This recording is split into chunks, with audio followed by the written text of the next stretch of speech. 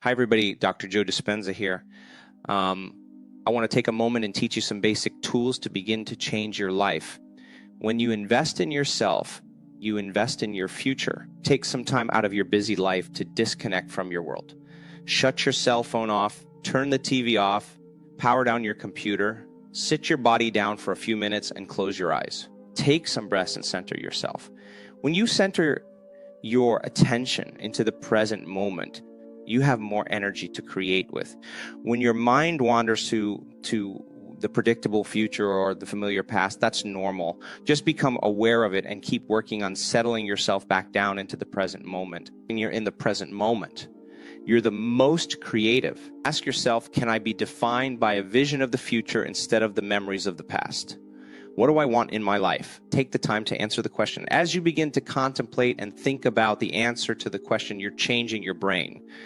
When you make your brain fire new sequences, patterns, and combinations, that's the beginning steps of changing your mind. Decide on the emotions you'll feel when you begin to create that future. Teach your body emotionally what that future is going to feel like, and don't get up until you begin to feel those emotions. Rehearse in your mind who you're going to be when you open your eyes. The things you have to do, the choices you have to make, the steps you have to take, review them over and over again. You can't go to the future holding onto the biology of your past. Decide what thoughts you can bring to your future. Write them down.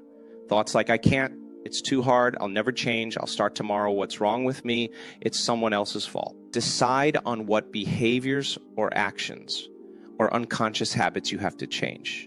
How do you talk? Do you complain? Do you blame? Do you make excuses? Do you feel sorry for yourself? Just become so conscious of those behaviors that you'll never go unconscious again. Lastly, you have to decide what emotions no longer belong in your future. If you want to be wealthy, you can't take lack. If you want to be healthy, you can't take insecurity or fear. You've got to begin to condition your body to a new mind. If you do this every single day, your personality creates your personal reality.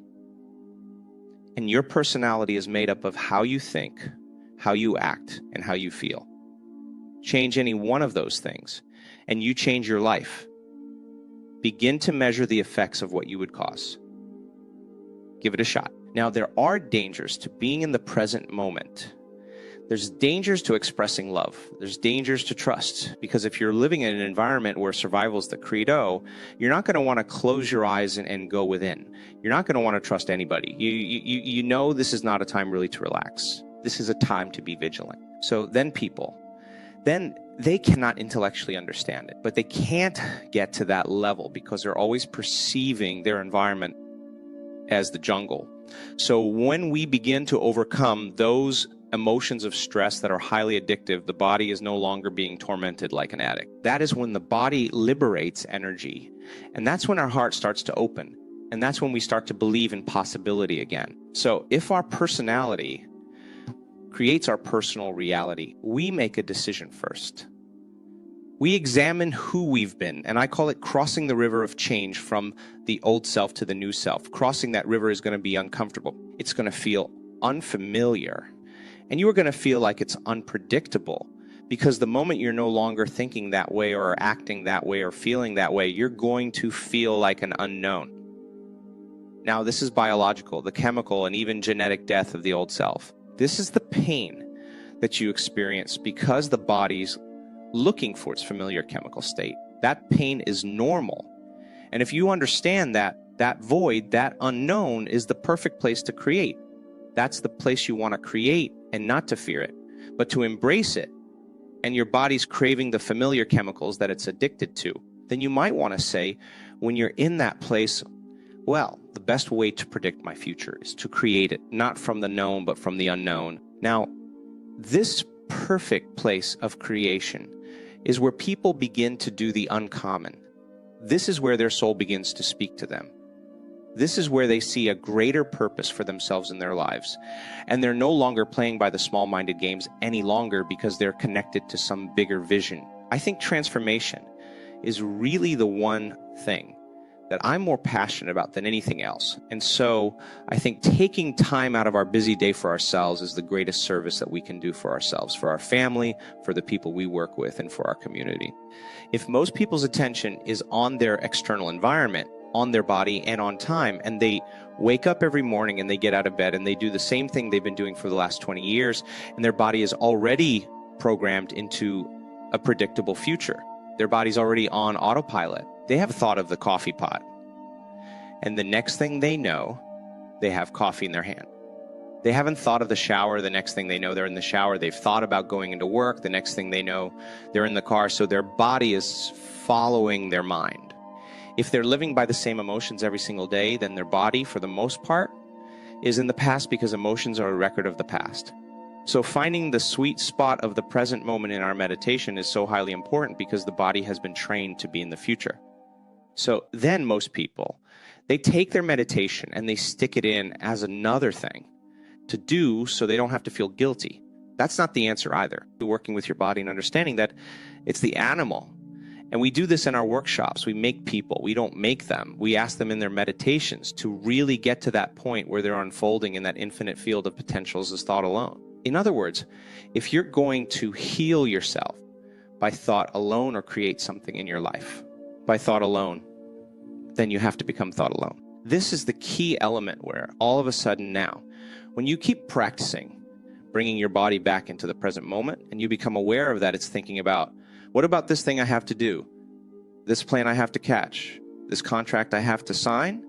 And that person I have to call? That's a predictable future. And you become aware that you're investing your energy into that reality, because where you place your attention is where you place your energy. Or you're living by some emotion of impatience or frustration or vigilance, then you're siphoning energy out of the present moment and you have no energy to create with. So every time you become conscious that you're moving out of the present moment, and just like riding an unbridled stallion, every time you bring that body back into the present moment and you relax it back down into the present moment and you surrender into nothing, every time you do that, you're reconditioning your body to a new mind. In other words, you're not allowing your body to become the mind. Now, people will say, well, that's going to take a lot of work. And I say to them, well, what's the alternative? And you want to do drugs.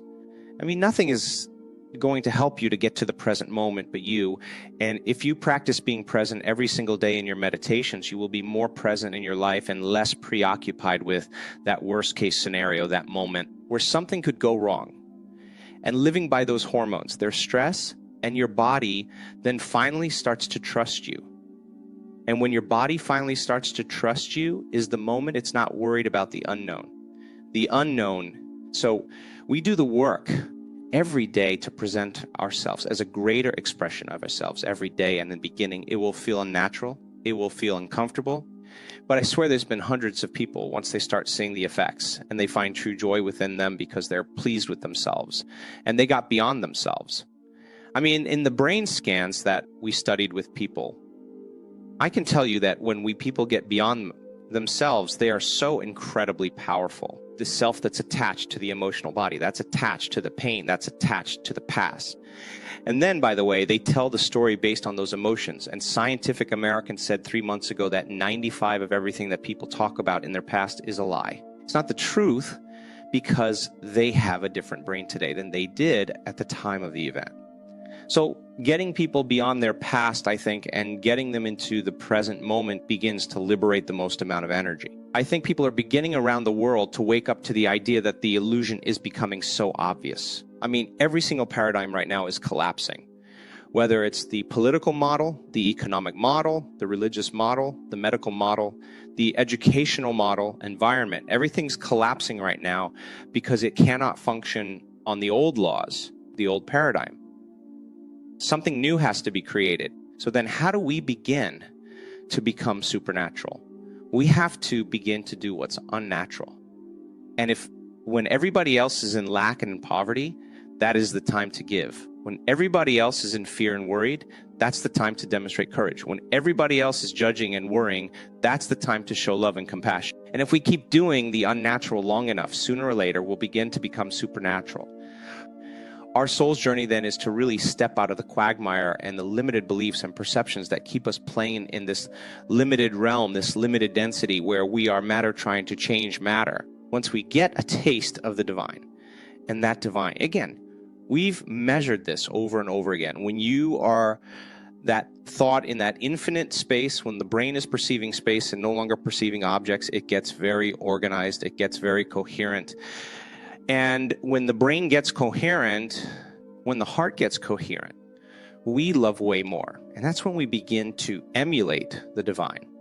So over and over again, as we begin to climb out of these limited states and we break free from those survival emotions that keep us feeling more like matter and less like energy, the side effect of all of that is becoming more energy and less matter. And that's when we start to demonstrate being a vibrational being. The field around our bodies when we're living in stress is about 3 to 4 inches in size. Open your heart. It can be up to 9 meters wide. We've measured. And so then when you begin to open your heart, you feel connected to something greater. That's the beginning. That's when the soul says, now I have infinite possibilities to experience, and I get to select as a free world individual where I want to place my attention.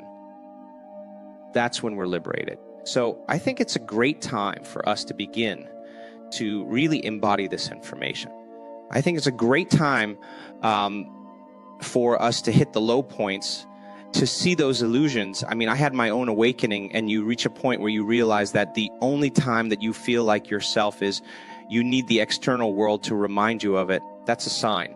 When you can find an identity of yourself in the quietness and solitude of your own presence, that's when you're no longer seduced by the external world. And that's when you begin to experience true freedom.